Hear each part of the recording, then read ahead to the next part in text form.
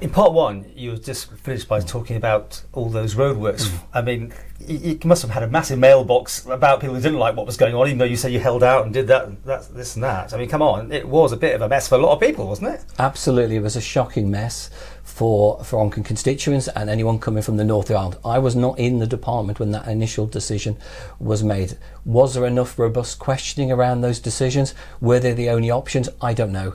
Well, However, you'd ask those questions now, would you say? And I have. And what we've done now is we've had those decisions reversed. The traffic is now flowing back into Douglas. I've sat on the political oversight board in respect to the promenade for over a year, which again, if you have a look at the minutes, I've been very robust with regard to my questioning of officers and the contractor to make sure that scheme is progressing at a fair, good rate in order to get the promenade open for our tourist season. Are you confident that it's all going to happen? Because even the papers are running with this story that even the minister may or may not, according to some of the minutes, anyway, be certain it's going to happen now. I've never quoted the 31st of March. I personally think we should be I think we should be heading towards the end of April.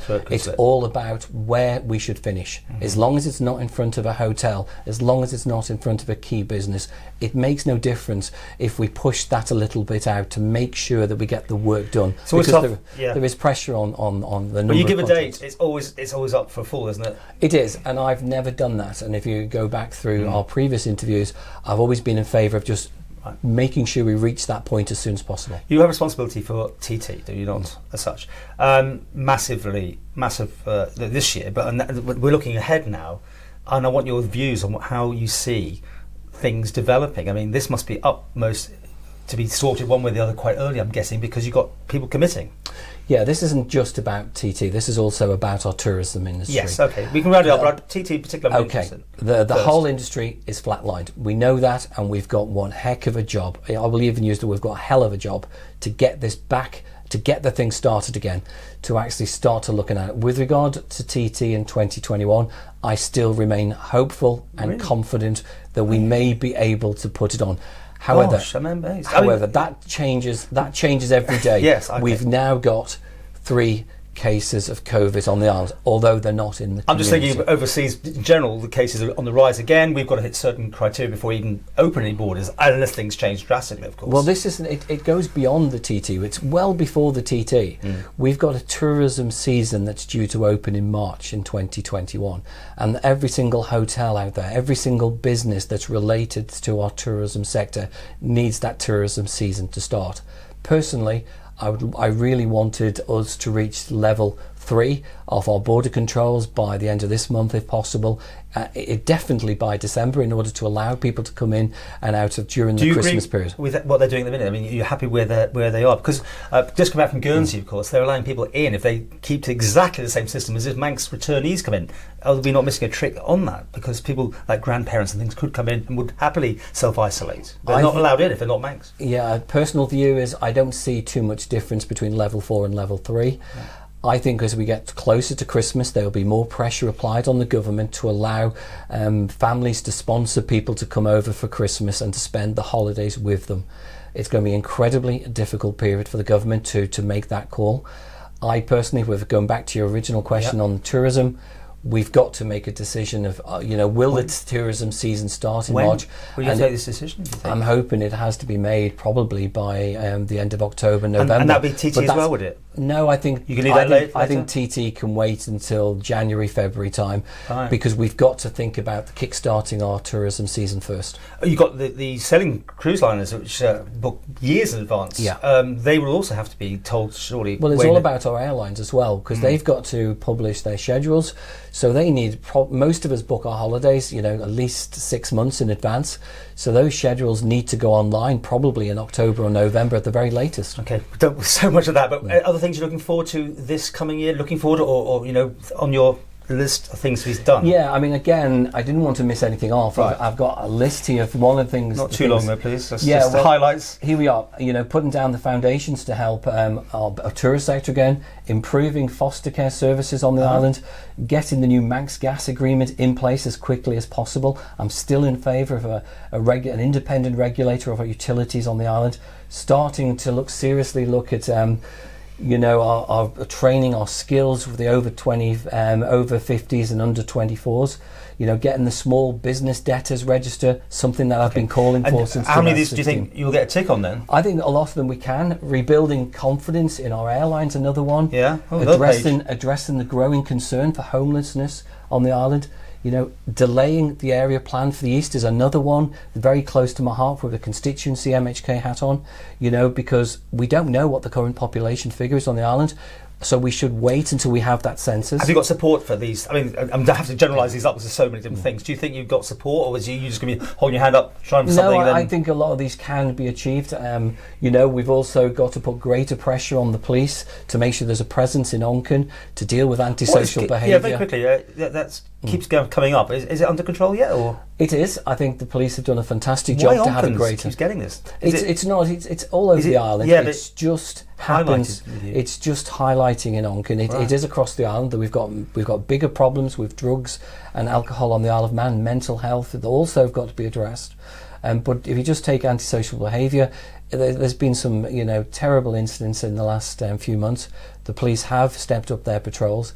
But we shouldn't have to keep asking the police every summer to step up patrols. Because that's what I keep thinking. It comes up every year almost. They should know during the summer holidays there is problems in Onken, in and around Onken, in certain areas.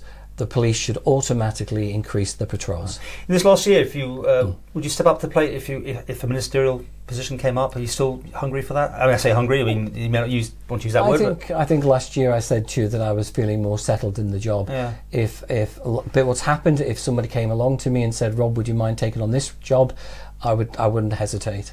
And again, without obviously you're not going to announce anything now, but when will you be deciding if you'll be standing? I mean, at this present moment in time, I can't see why I wouldn't stand. Mm-hmm. I really do enjoy the job. I enjoy serving Onken and this island. No blog.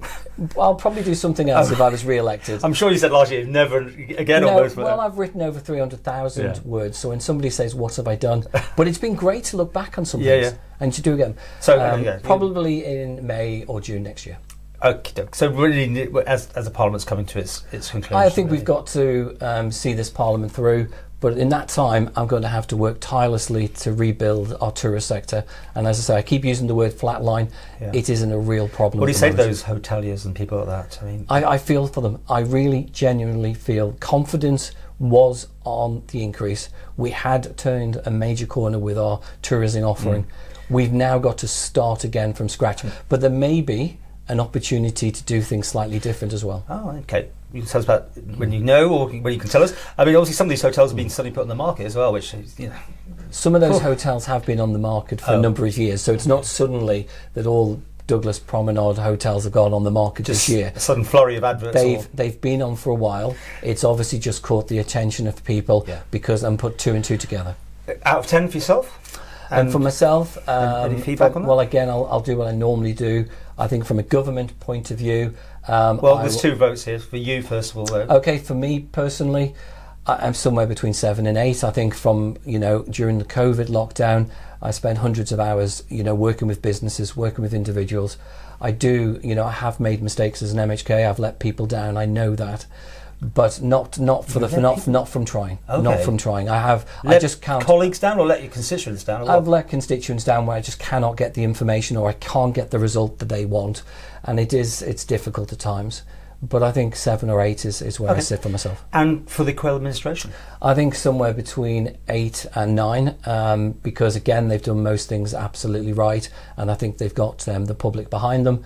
However, if it ever happens again, do not forget elected members. There are 24 elected House of Keys members who are contacted when these things happen, by concerned constituents who have lost jobs, who have got businesses suffering. We have to get information quickly, and they have to have that element of trust. That said, it's been a privilege to be part of the Treasury team and the DFE team to actually put some of these policies together that helped and support businesses and continue to support businesses. Would you be running for Chief Minister if you stood, or which ministerial department would you like to have? Definitely not for Chief Minister under the next administration. Who would you like? Do you want to say? I don't know. I think originally people thought, 1 or 2. I think there's a third name now creeping in. I think a lot of it comes down to 1, who is elected. 2, who stands forward.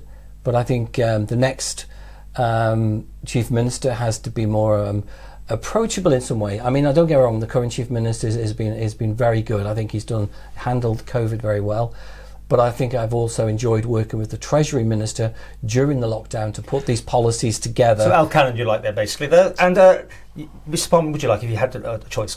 Not my thing. I don't know. It's a hypothetical question. It is, of course it is. I think from my own background, education, DEFRA, but it's not about me. It's about if whoever the next Chief Minister is, if they come in and they ask me to be part of that administration, and I'm very fortunate to be re-elected, all hypotheticals, I'll consider it at the time.